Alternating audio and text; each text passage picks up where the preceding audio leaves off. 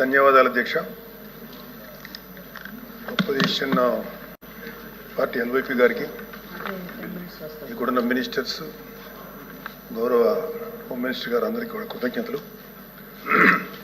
అధ్యక్ష, delayed justice ఇవాళ మనకున్న డేటా ప్రకారం భారతదేశంలో 3,30,00,000 కేసులు ఇంకా పెండింగ్లో ఉన్నాయి.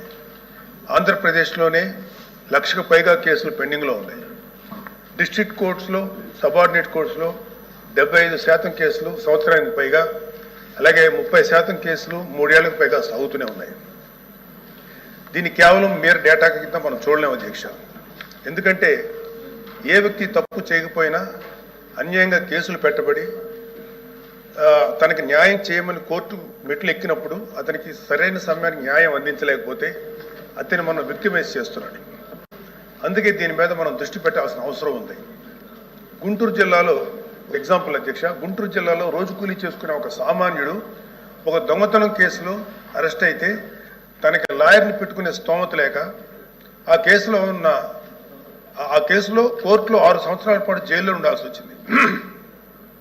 చివరికి అతను ఏ తప్పు చేయలేదని కోర్టు తీర్పిచ్చింది. సో ఈ 6 సంవత్సరాలు మనం అతనికి ఎలా కాంపెన్సేట్ చేయగలుగుతాం అధ్యక్ష? దీనికి తోడు పొలిటికల్ వెండెట్టాతో పెట్టే కేసులు, ఇది కేవలం ఒక పార్టీకి కన్ఫైన్ చేయట్లేదు అధ్యక్ష. రాజకీయ కక్షతో మన జ్యుడిషియల్ సిస్టమ్ని అధికారంలో కొంతమంది వాళ్ళ కన్వీనియన్స్ కోసం వాడుకుంటే లాని వెపనైజ్ చేస్తే చాలామంది నిర్దోషులకి వాళ్ళ కెరీర్లో ఒక బ్లాక్ మార్క్గా మిగిలిపోతుంది. ప్రభుత్వ ఉద్యోగాలు అప్లై చేసుకోలేరు. ప్రైవేట్ సంస్థల్లో ఉద్యోగాలు అప్లై చేస్తే బ్యాక్గ్రౌండ్ చెక్లో ఫెయిల్ అయిపోతున్నారు. పాస్పోర్ట్ సీజ్ చేసినప్పుడు పాస్పోర్ట్లు కనుక సీజ్ చేసే పరిస్థితుల్లో అక్కడ కూడా వాళ్ళని హోల్డ్లో పెట్టేస్తారు.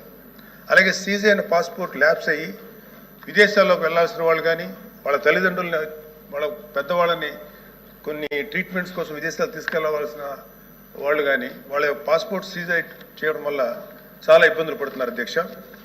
వీళ్ళకి జరిగే నష్టాన్ని మనం కాంపెన్సేట్ చేయలేం. Just because they are political involved we cannot make them scapegoats.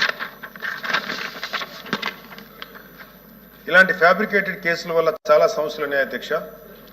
ఇలాంటి ఫ్యాబ్రికేటెడ్ కేసెస్ వల్ల జెన్యూన్గా విచారించాల్సిన కేసెస్కి ప్రయారిటీ ఇవ్వలేము అధ్యక్ష. న్యాయం కోసం కావాలని అడిగే సామాన్యుడికి మన న్యాయ వ్యవస్థ మీద నమ్మకం లేకుండా చేస్తున్నాం.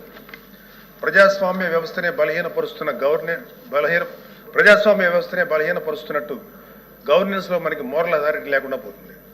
సో అందుకే మనందరం పాలసీ పరంగా ఇలాంటి పొలిటికల్ ఫ్యాబ్రికేటెడ్ కేసుల్ని ఎదుర్కోవాల్సిన అవసరం ఉంది. ఇలాంటి తప్పుడు కేసులు పెరుగుతూ పోతున్నప్పుడు మనం చూస్తూ కూర్చుంటే మనం కేవలం అమాయకులు పనిష్ చేస్తున్నట్టే కాదు అధ్యక్ష, మన న్యాయ వ్యవస్థ తాలూకు శాంక్టిటీని కూడా డిస్ట్రాయ్ చేస్తున్నట్టు.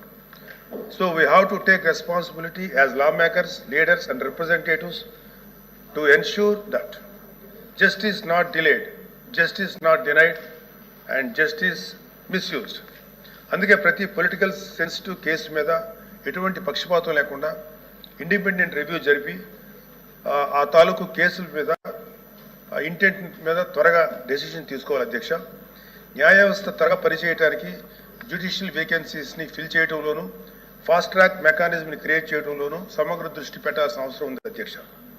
ఇవి ఏవి కూడా లగ్జరీస్ కాదు, నెసెసిటీస్ అధ్యక్ష. So what I want to end with a powerful quote by doctor BR Ambedkar. However good a constitution may be, it is sure to turn out bad because those who are called to work it happen to be a bad lot. మన రాజ్యాంగం ఎంత గొప్పదే అయినప్పటికీ దాన్ని అమలు చేసే నాయకులు సరిగ్గా లేకపోతే గొప్ప రాజ్యాంగానికి విలువ లేకుండా పోతుంది అధ్యక్ష. Let us not be that bad lot. Let us be the generation of lawmakers who stood up and made justice. Not just a word inscribed in our constitution, but a living reality for every citizen of Andhra Pradesh అధ్యక్ష. Thank you very much. మంత్రి గారు sir, signatories కాదు.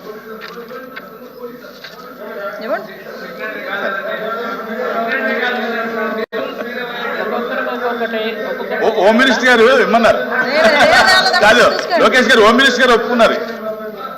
1 minute.